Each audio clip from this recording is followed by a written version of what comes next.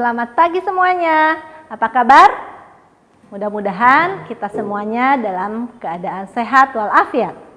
Hari ini selamat berjumpa kembali dengan pelajaran IPS. Di pembelajaran IPS kali ini kita akan melanjutkan materi minggu kemarin, masih tentang karakteristik wilayah, kabupaten atau kota, dan bahkan provinsi. Sebelum dimulai, mari kita berdoa yuk. Berdoa dimulai.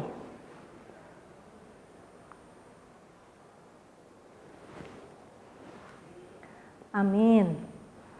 Oke, sebelum kita belajar, tolong kalian persiapkan terlebih dahulu alat tulis kalian, buku kalian, sehingga kalian sudah siap untuk belajar di kesempatan kali ini. Kita mulai ya.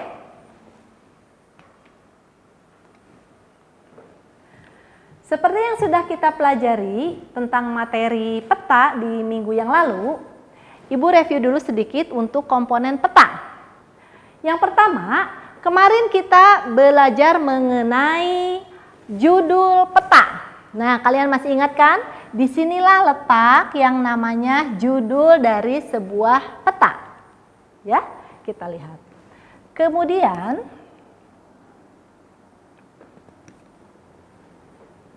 berikutnya,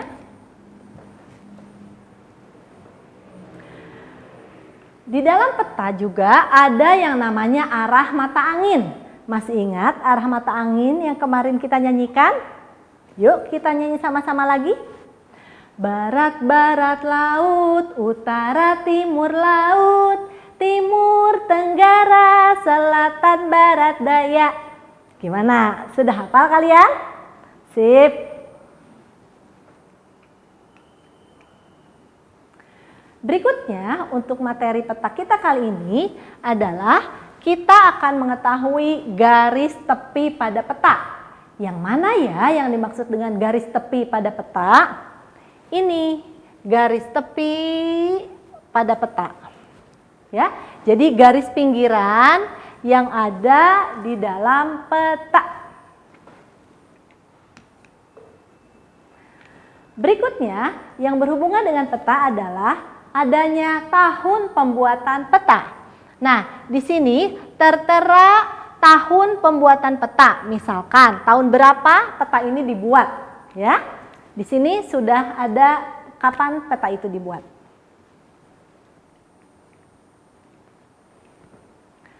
Nah, hari ini materi kita yang baru adalah tentang skala yang ada pada peta. Apa itu skala? Kita lihat ya. Yang dimaksud dengan skala adalah perbandingan jarak antara dua titik pada peta dengan jarak sebenarnya di permukaan bumi. Jadi, skala ini menunjukkan perbandingan antara jarak yang sebenarnya dengan jarak yang ada di dalam peta. Contoh, di sini ada 1 berbanding 6 juta. Artinya, setiap 1 cm pada peta itu sama dengan 6 juta cm jarak sebenarnya di permukaan bumi. Ya, itu artinya apa? Artinya bahwa peta yang dibuat itu kecil sekali, tetapi jarak yang sesungguhnya sangatlah luas, sangatlah jauh sekali jaraknya. Ya, inilah yang dimaksud dengan skala pada peta. Paham kalian?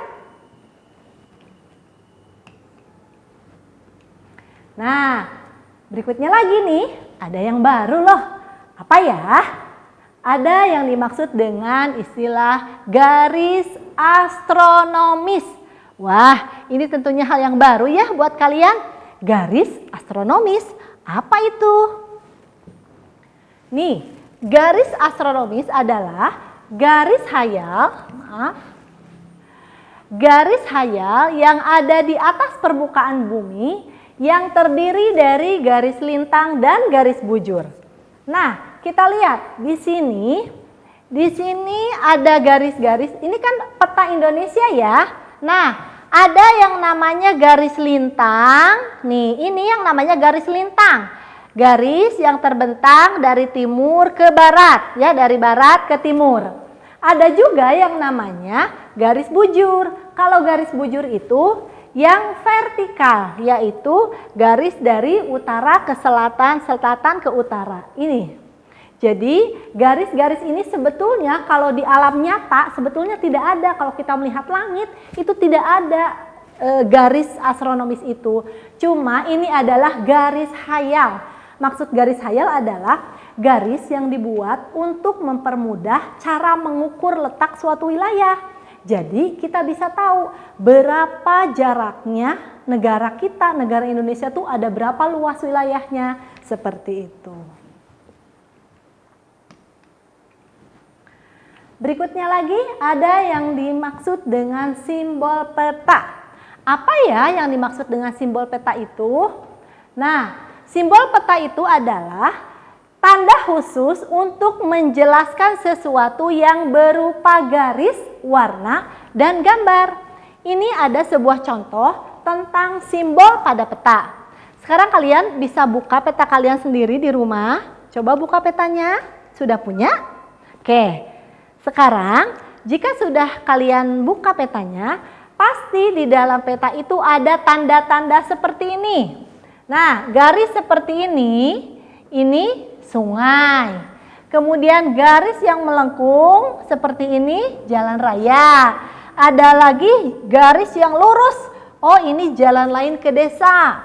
Berikutnya ada seperti tanda tambah ya, seperti tanda plus, itu ada batas negara. Kemudian ada plus minus, itu juga batas provinsi. Dan ini ada contoh garis batas daerah.